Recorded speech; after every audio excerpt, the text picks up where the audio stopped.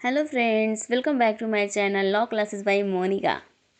आज का हमारा टॉपिक है कंपनी लॉ, जिसमें मैं आज आपको बताऊंगी कंपनी के समापन क्या है, यानी कब कंपनी का परिसमापन किया जा सकता है और परिसमापन के प्रकार कौन कौन से हैं। ये बहुत ही मोस्ट इम्पॉर्टेंट क्वेश्चन है आपके पेपर के लिए। तो चलिए चलते हैं देर ना करते हुए आज के हमारे टॉपिक पे। जो भी क्वेश्चन मैं डाल रही हूँ वो आपके पेपर के लिए काफ़ी इम्पॉर्टेंट है, तो आपने अगर कंपनी लॉ के क्वेश्चन नहीं देखे हैं तो देख ज़रूर लीजिएगा। तो चलिए चलते हैं आज के हमारे टॉपिक पे कि कंपनी का समापन होता क्या है। परिसमापन। कंपनी के परिसमापन से आशय उसके वैधानिक अस्तित्व को समाप्त कर देने तथा कार्य संचालन को बंद कर देने से है। गोवर ने परिसमापन की परिभाषा देते हुए कहा कि कंपनी का परिसमापन एक ऐसी प्रक्रिया है जिसके द्वारा उसका वैधानिक अस्तित्व समाप्त कर दिया जाता है तथा उसकी संपत्ति उसके लेनदारों और सदस्यों में आनुपातिक आधार पर प्रतिबंधित कर दी जाती है। कंपनी के परिसमापन के लिए एक प्रशासक नियुक्त किया जाता है जो परिसमापक कहलाता है। परिसमापक का मुख्य कर्तव्य होता है कि वह कंपनी को अपने पूर्ण नियंत्रण में ले तथा उसकी आस्तियों को एकत्रित करके उसमें से कंपनी के ऋणों का भुगतान करे तथा शेष संपत्ति को सदस्यों में उनके हितों के अनुपात में वितरित कर दे। परिसमापन पूर्ण हो जाने के बाद ही कंपनी का विघटन होता है, यानी समापन होता है। मतलब ये है कि कंपनी के समापन एक ऐसी प्रक्रिया है जब कंपनी को विघटित किया जाता है। इस स्थिति में कंपनी की जो सारी संपत्तियों को क्या किया जाता है, बेच दिया जाता है और बेचकर दायित्वों की अदायगी कर दी जाती है उनके सदस्यों में, और कंपनी के पास उपलब्ध बचत कोष की सभी सदस्यों में उनके अधिकार के अनुसार बांट दिया जाता है। चूँकि कंपनी का निर्माण जो है वो कंपनी अधिनियम के द्वारा होता है, तो इसका समापन भी कंपनी अधिनियम के द्वारा ही होगा। कंपनी का समापन जो है वो प्राकृतिक व्यक्तियों की तरह नहीं होता है, क्योंकि कंपनी की परिभाषा धारा 2(20) में ही कहा गया है कि यह एक क्या है, कृत्रिम व्यक्ति है, तो इसका समापन भी कृत्रिम व्यक्ति की तरह ही होता है। जैसा कि शब्द से ही पता चल रहा है, समापन। अब हम जानते परिसमापन के प्रकार, जिसको धारा 270 में बताया गया है। निम्नलिखित परिस्थितियों में कंपनी का समापन किया जा सकता है। पहला है अधिकरण द्वारा परिसमापन, ठीक है। दूसरा है स्वैच्छिक परिसमापन, मतलब आप अपने मन से स्वैच्छिक परिसमापन कंपनी का कर सकते हैं। और अधिकरण द्वारा मतलब जो अधिकरण द्वारा किया जाता है, कानून द्वारा किया जाता है, उसे ही अधिकरण द्वारा परिसमापन कहा जाता है। पहला है अधिकरण द्वारा परिसमापन कब कब होता है। पहला हमारा है कंपनी अपने ऋण का भुगतान अगर करने में विफल होती है तब अधिकरण द्वारा परिसमापन कर दिया जाता है। यदि कंपनी अपने कर्ज चुकाने में पूर्णतः विफल रही तो सदस्यों द्वारा विशेष प्रस्ताव पारित कर कंपनी के परिसमापन हेतु अधिकरण में आवेदन किया जा सकेगा। दूसरा है जहां कंपनी ने राष्ट्रहित के विरुद्ध कोई कार्य किया हो। यदि अधिकरण यह अनुभव करता है कि कोई कंपनी किसी ऐसे कार्य में संलग्न है जो देश की प्रभुता, अखंडता, राष्ट्रीय सुरक्षा, विदेशी राज्यों से मैत्रीपूर्ण संबंधों या लोक शांति या नैतिकता के विरुद्ध है, तो वह कंपनी की सुनवाई का अवसर देने के पश्चात उसके परिसमापन का आदेश पारित कर सकता है, ठीक है। यदि पता चला अधिकरण को कंपनी जो है वो कानून के विरुद्ध कोई कार्य कर रहा है, तो ऐसे में अधिकरण उस कंपनी का परिसमापन का आदेश पारित कर सकता है। तीसरा है रुग्ण कंपनी का परिसमापन, मतलब जहां कंपनी की सकल ऋण राशि के 50% राशि धारक ऋणदाता अधिकरण को आवेदन करते हैं कि कंपनी अपने ऋणों का भुगतान करने में विफल रहने के कारण वह रुग्ण हो गई है, तो अधिकरण उसके परिसमापन का आदेश पारित कर देगा, ठीक है। जहाँ जो ऋण राशि है वो 50% राशि धारक या ऋणदाता अधिकरण को आवेदन करता है कि जो कंपनी है वो अपने ऋण का भुगतान नहीं कर पाएगी और रुग्ण हो गई है, मतलब जो 50% ऋण राशि अगर किसी कंपनी में शेयर दिए हैं तो वैसे व्यक्ति बता देगा आवेदन करके अधिकरण को कि कंपनी रुग्ण हो गई है और वह ऋण का भुगतान नहीं करेगी, इसलिए उसका परिसमापन कर दिया जाए। तो अधिकरण जो है कंपनी अधिनियम 2013 के अध्याय 19 के अधीन परिसमापन का आदेश पारित कर सकता है। चौथा हमारा है कंपनी द्वारा अपना वित्तीय विवरण रजिस्ट्रार को न फाइल किए जाने पर। यदि कंपनी ने अपने पूर्ववर्ती 5 वर्षों का वार्षिक वित्तीय विवरण या वार्षिक रिपोर्ट रजिस्ट्रार को फाइल करने में व्यतिक्रम किया है तो रजिस्ट्रार के आवेदन अधिकरण द्वारा कंपनी का परिसमापन किया जा सकता है। मतलब कंपनी जो है अपने 5 वर्षों का वार्षिक वित्तीय जो भी उसका फाइनेंशियल जो भी उसके रिपोर्ट है, अगर उसने रजिस्ट्रार को रिपोर्ट नहीं किया है या कुछ गलती किया है तो रजिस्ट्रार जो है वो आवेदन करके अधिकरण को कंपनी का परिसमापन करने का आवेदन देगा और अधिकरण उसका परिसमापन कर सकता है। पांचवा है कारोबार प्रारंभ करने में असमर्थता। यदि कोई कंपनी अपने निगमन के दिनांक से 1 वर्ष की अवधि तक अपना कारोबार प्रारंभ करने में असमर्थ रहता है अथवा पूरे 1 वर्ष तक कारोबार बंद रखता है, मतलब कोई कंपनी जो है वो अपने कंपनी का निगमन करा लिया, रजिस्ट्रेशन करवा लिया है, लेकिन उसका जो है वो दिनांक से 1 वर्ष तक उसका कारोबार बंद रहता है या नहीं चल रहा है या प्रारंभ करने में असमर्थ है रजिस्ट्रेशन के बाद, तो अधिकरण उस कंपनी के अनिवार्य परिसमापन का आदेश दे सकता है।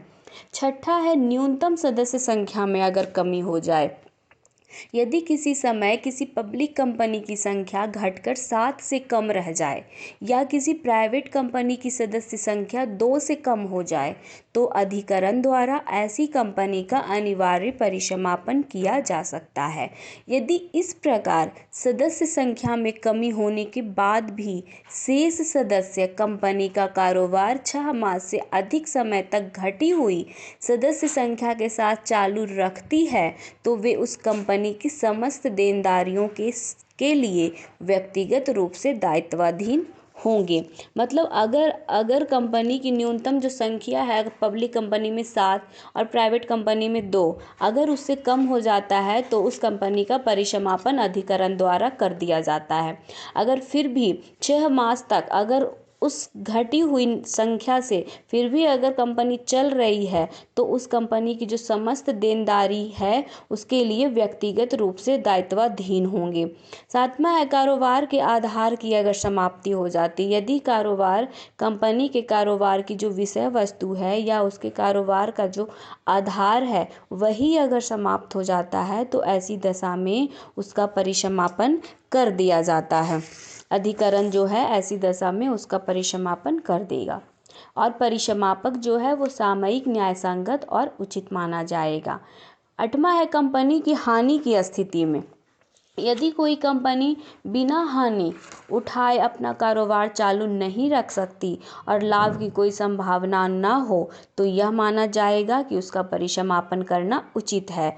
इसी प्रकार यदि कंपनी ऋण को चुकाने में असमर्थ रहने के कारण उसके ऋणों पर ब्याज की राशि निरंतर बढ़ती जा रही है और प्रबंध में अवनति हो रही है तथा इस स्थिति में सुधार होने की संभावना नहीं है तो अधिकरण ऐसी कंपनी के अनिवार्य परिसमापन का आदेश दे सकता है। यानी अगर कोई कंपनी खुली है और उसमें हानि होता जा रहा है, लगातार हानि हो रहा है, लाभ होने की कोई संभावना नहीं है तो अधिकरण जो है उसका परिसमापन कर देगी, उचित समझेगा उसका परिसमापन करना। या कंपनी जो है ऋण चुकाने में असमर्थ है और ऋण का जो ब्याज है वो बढ़ता जा रहा है तो ऐसी स्थिति में अधिकरण कंपनी का परिसमापन कर देगा। तो ये थे हमारे अधिकरण द्वारा परिसमापन कब कब हो सकता है। अब हमारा है स्वैच्छिक परिसमापन कि कंपनी के सदस्य अपनी इच्छा अनुसार कंपनी का परिसमापन कब कर सकता है। पहला है साधारण प्रस्ताव द्वारा। अगर कंपनी के अनुच्छेदों में कंपनी के जीवन की अवधि बताई गई है और वह समाप्त हो गई है, या अनुच्छेद में कोई ऐसी घटना बताई गई है जिसके होने पर कंपनी का समापन होता है और वह घटित हो गया है, तो साधारण प्रस्ताव द्वारा कंपनी का समापन आरंभ किया जा सकता है। अगर कंपनी का जो आर्टिकल बने हैं, अगर उसमें कंपनी की जो अवधि दी गई थी वो समाप्त हो गई है, तो साधारण प्रस्ताव द्वारा उसका समापन हो जाएगा।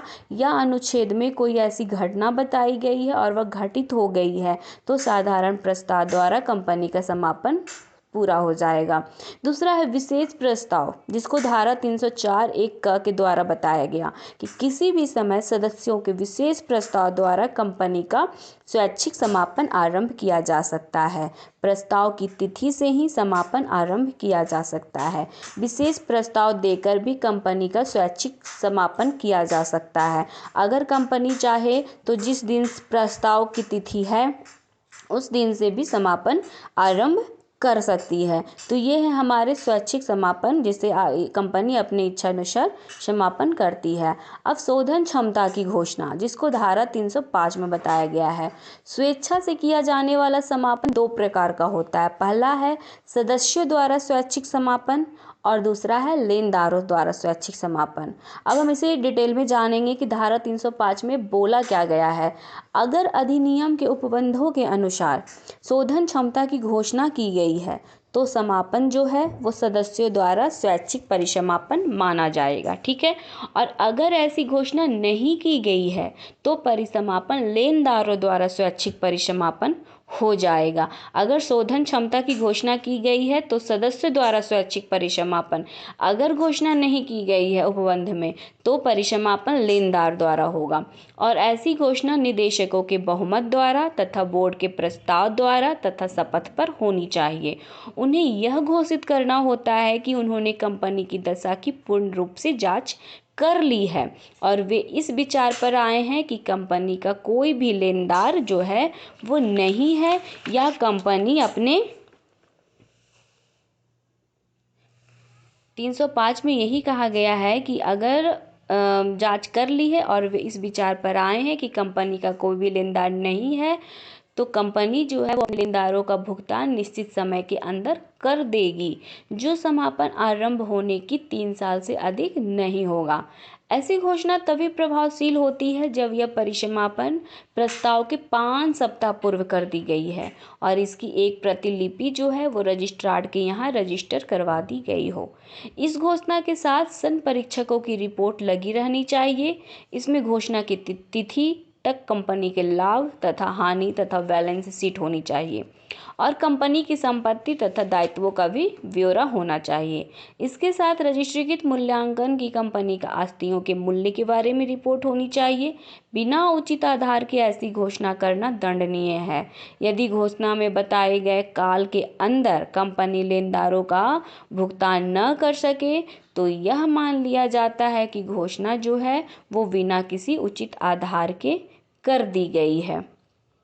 जो भी आप ये आवेदन करते हैं तो वो 5 सप्ताह के पूर्व अगर कर दी गई है तो परिसमापन का जो प्रस्ताव है वो प्रभावशील माना जाएगा। ठीक है। और इसके लिए क्या क्या ज़रूरी चीज़ चाहिए, उसके इस घोषणा के साथ संपरीक्षकों की जो रिपोर्ट है वो लगी होनी चाहिए, बैलेंस शीट होना चाहिए, घोषणा की तिथि होनी चाहिए, कंपनी के लाभ होने चाहिए, हानि का ब्यौरा होना चाहिए। तो इस स्थिति में समापक तुरंत ही लेनदारों का अधिवेशन बुलवाता है और इसके बाद परिसमापन जो है वो लेनदारों द्वारा स्वैच्छिक परिसमापन में परिवर्तित हो जाता है।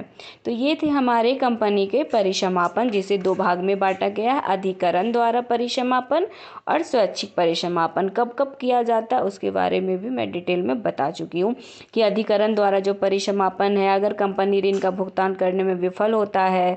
रुग्ण कंपनी का परिसमापन, जहाँ कंपनी ने राष्ट्रहित के विरुद्ध कोई कार्य किया। Thanks for watching my video.